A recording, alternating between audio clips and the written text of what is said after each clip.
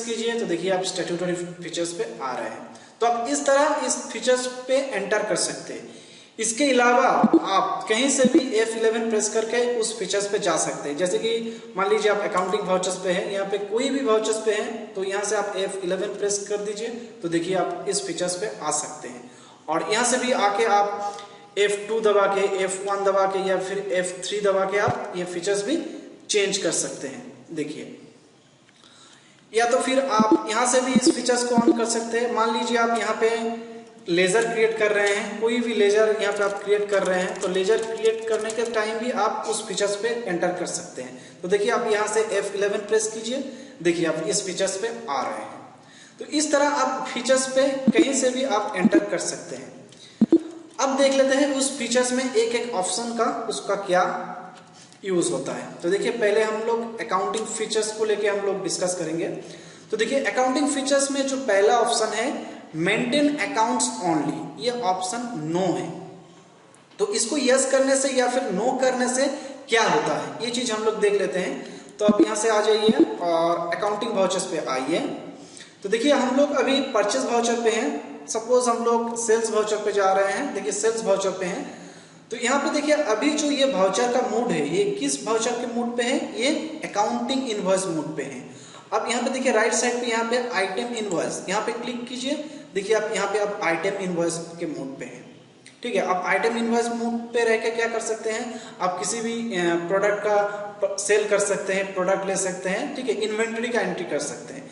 लेकिन आप यहाँ पे देखिए अकाउंटिंग इनवॉइस पे क्लिक कर दीजिए तो आप देखिए यहाँ पे आप आइटम नहीं ले सकते, यानी कि आप अकाउंटिंग मोड पे यहाँ पे काम कर सकते हैं। तो ये चीज यहाँ से चेंज हो रहा है। अगर आप यहाँ से F11 प्रेस कीजिए और यहाँ का जो पहला ऑप्शन है मेंटेन अकाउंट्स ओनली, इसको यस कीजिए, एंटर दीजिए और कंट्रोल A प्रेस कीजिए तो ये सेव होगा। तो अब देखिए अब यहाँ पे जो अकाउंटिंग इनवॉइस है देखिए यहाँ पे ये ब्लर हो गया, यानी कि आप ये जो इनवॉइस है किस मूड पे है, ये अकाउंटिंग मूड पे है। तो आप यहाँ पे सिर्फ अकाउंटिंग का ही काम कर सकते हैं, आप आइटम इनवॉइस का काम यहाँ पे अब नहीं कर सकते। तो ये अकाउंटिंग फीचर्स का ये पहला ऑप्शन आप इस तरह इसको यूज कर सकते हैं। तो इसको नो कर दीजिए और इसको सेव कर दीजिए।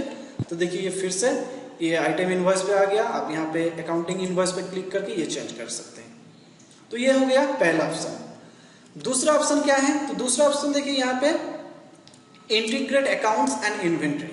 तो इसका क्या काम है, अब यहाँ से एस्केप दबाते हुए आगे निकल आइए और अब हम लोग जाते हैं प्रॉफिट एंड लॉस पे। प्रॉफिट एंड लॉस पे यहाँ पे देखिए आप क्या क्या नजर आ रहा है, यहाँ पे परचेज अकाउंट नजर आ रहा है, यहाँ पे सेल्स अकाउंट आ रहा है, यहाँ पे इनडायरेक्ट एक्सपेंसेस, इनडायरेक्ट इनकम्स। लेकिन यहाँ पे दोस्तों गौर कीजिए प्रॉफिट एंड लॉस पे यहाँ पे ओपनिंग स्टॉक और क्लोजिंग स्टॉक नहीं आ रहा है। तो ये कैसे आएगा, आप यहाँ से F11 प्रेस कीजिए और इस ऑप्शन को इंटीग्रेट अकाउंट्स एंड इन्वेंटरी इसको यस कीजिए, एंटर दबाइए और कंट्रोल A प्रेस करके सेव करिए। देखिए अब ये ओपनिंग स्टॉक और क्लोजिंग स्टॉक आ गया। तो इस तरह इस ऑप्शन को आप यस और नो करके चेंज कर सकते हैं, तब इसको चेंज कर सकते हैं। ठीक है, नेक्स्ट ऑप्शन है देखिए यहाँ पे use income and expense account instead of profit and loss account. तो इस ऑप्शन का क्या यूज है, आप यहाँ से बैलेंस शीट पे आ जाइए। देखिए बैलेंस शीट पे यहाँ पे देखिए यहाँ पे प्रॉफिट एंड लॉस अकाउंट आ रहा है। ठीक है, अब हम लोग अकाउंटिंग फीचर्स पे आते हैं और इस ऑप्शन को क्या करते हैं, यस कर देते हैं, use income and expense account instead of profit and loss account. इसको एंटर दबाइए और कंट्रोल A से सेव कर दीजिए। देखिए यहाँ पे प्रॉफिट एंड लॉस अकाउंट आ रहा था, लेकिन ये अभी इनकम एंड एक्सपेंडिचर का अकाउंट आ रहा है, यानी कि excess of expenditure over income, ये चीज आ रहा है। तो इसको इस तरह से आप चेंज कर सकते हैं। तो इसको नो कर दीजिए तो ये फिर से नॉर्मल हो जाएगा।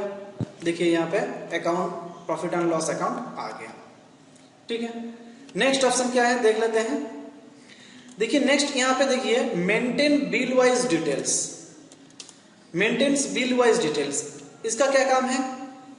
अब यहाँ पे इसके दबते हुए बाहर आइए, हम लोग यहाँ पे एक लेजर पे जाते हैं।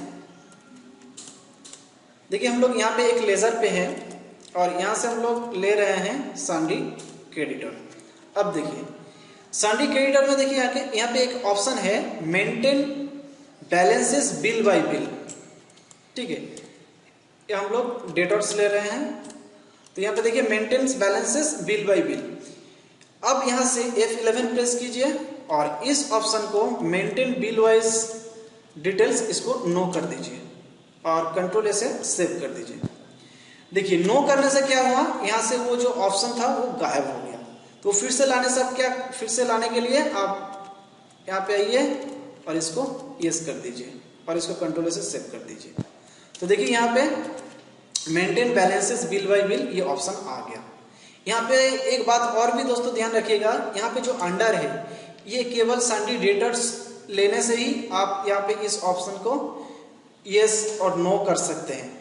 लेकिन आप अगर कुछ और ग्रुप लेंगे, सपोज मैं यहाँ पे सन्डी क्रेडिटर्स ले रहा हूँ, तो देखिए सन्डी क्रेडिटर्स लेने से यहाँ से एंटर दीजिए तो ये डायरेक्ट यहाँ पे आ रहा है। तो maintain balances bill by bill यहाँ पे नहीं आ रहा है, ठीक है। तो इसके लिए ये एक्चुअली सन्डी डेटर्स के लिए है। तो देखिए यहाँ पे आ रहा है, आप चाहे तो इसको येस नो कर सकते हैं, ठीक है। नेक्स्ट ऑप्शन है, देखिए यहाँ से F11 प्रेस कीजिए तो देखिए यहाँ पे है for non trading accounts also.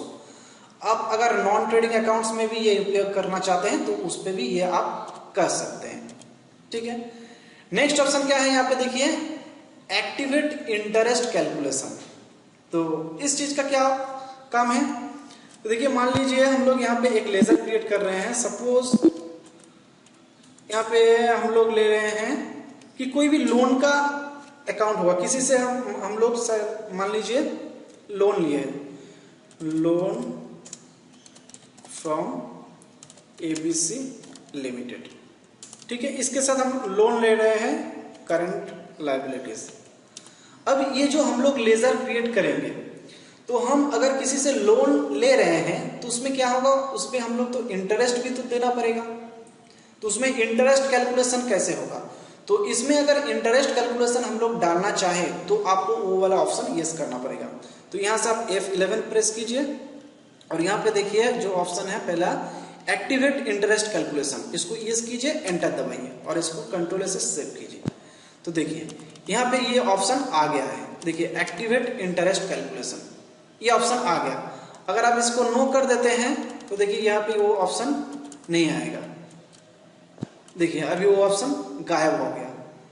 तो अभी इस तरह इस ऑप्शन को यस करके आप कर सकते हैं। तो यस कीजिए और इसको सेव कीजिए और यहाँ पे देखिए यहाँ पे इसको यस कीजिए, एंटर दबाइए। तो देखिए यहाँ पे इंटरेस्ट पैरामीटर है, तो आप जो इस पे आप इंटरेस्ट लगा रहे हैं तो उसका बैलेंस क्या होगा, फॉर अमाउंट्स एडेड, यानी कि अमाउंट ऐड होगा या फिर फॉर अमाउंट्स डिडक्टेड या अमाउंट डिडक्ट होगा। तो उसके लिए आप ये दोनों ऑप्शन यस नो करके वो वाला कर सकते हैं। नेक्स्ट उसके बाद यहाँ पे रेट लगा सकते हैं, ठीक है। तो इस तरह इस ऑप्शन का यूज होता है। अब यहाँ पे देखिए F11 प्रेस कीजिए, यहाँ पे उसके नीचे ही ठीक और एक ऑप्शन है, देखिए यूज एडवांस पैरामीटर्स। इसको यस करने से क्या होगा, इसको यस कीजिए, एंटर दबाइए और कंट्रोल ए से सेव कीजिए। तो देखिए अब यहाँ पे आप अगर एक्टिवेट इंटरेस्ट कैलकुलेशन को यस करते हैं, एंटर दीजिए, तो देखिए ये एक बड़ा सा इंटरेस्ट पैरामीटर आ गया। इसको क्या कर सकते हैं, देखिए यहाँ पे रेट लगाएंगे, जो भी रेट लगाते हैं तो इसके हिसाब से ये कैलेंडर ईयर वाइज होगा, ये कैसे इंटरेस्ट कैलकुलेशन करेगा, डेबिट बैलेंस के ऊपर या क्रेडिट बैलेंस के ऊपर, ये सब ऑप्शन आ जाएगा। अगर आप यहाँ पे इस चीज को अगर आप यस करते हैं, तो अगर इस चीज को आप नो कर देते हैं तो वो एडवांस ऑप्शन नहीं आएगा, ठीक है।